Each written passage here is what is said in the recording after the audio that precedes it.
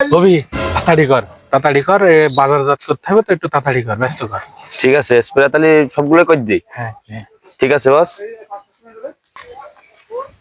এই শামিম, অভি কি করতেছিস তোরা এই জায়গায়? আরে তুই ছোট মানুষ, ঠিক আছে, বুঝবি না, রিগা।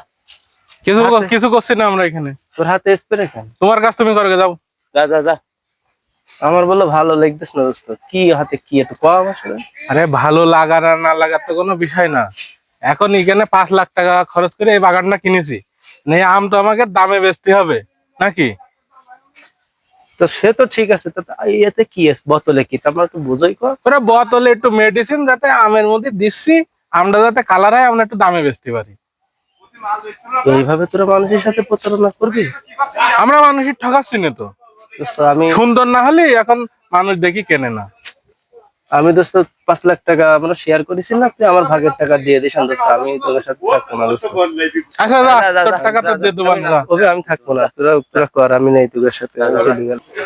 শাহিম ভাই, আপনার ছেলে মেডিসিন আলা আমকে খুবই অসুস্থ, হাসপাতালে ভর্তি, শিগগিরই চলেন।